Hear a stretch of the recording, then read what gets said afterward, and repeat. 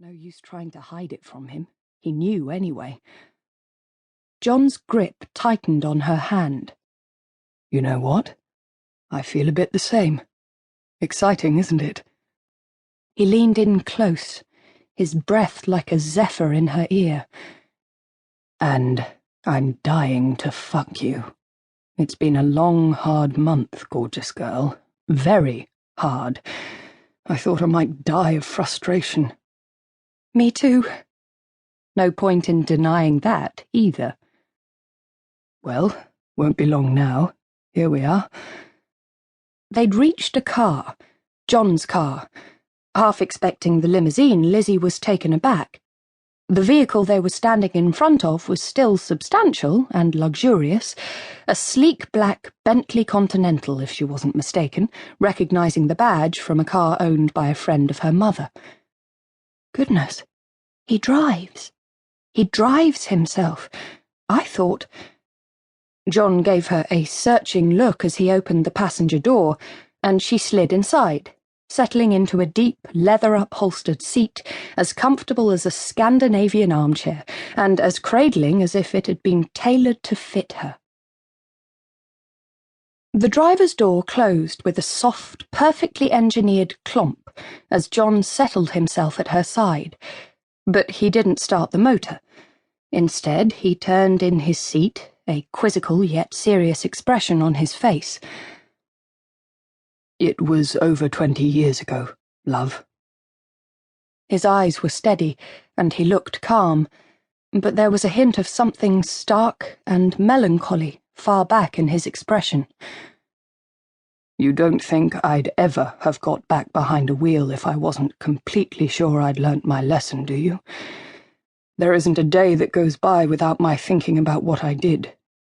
You're perfectly safe. I'm not the man I was back then. They'd never discussed this, not properly, but no doubt he knew that she'd Googled him, so he must know she'd discovered his troubled history on the road. The car crash in his 20s, his conviction for dangerous driving, and the fact that he'd lost his license for several years, too. I trust you. I know you'd never do anything bad deliberately. You're not that kind of person. John laughed, a short, brusque sound. Well, now you're giving me far too much benefit of the doubt, woman. I'm no angel. But buckle up anyway, and I'll drive you to the Waverley like a punctilious maiden aunt. Never over 20 miles an hour. Promise. Actually, that sounds more like my mother.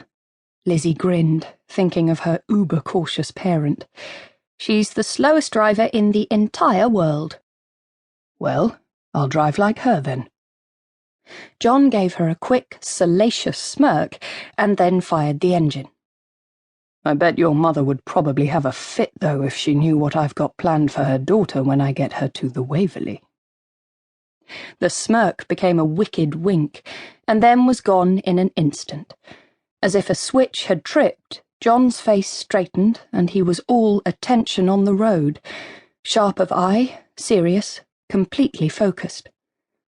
The junction out of the car park was an awkward one, but within moments they'd smoothly negotiated it, and were scudding on their way, heading out of town towards the Waverley Grange Country House Hotel.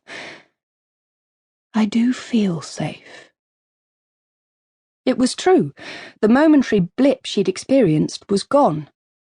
Behind the wheel, John was as assured, confident, and as unassailably competent as he was in all things.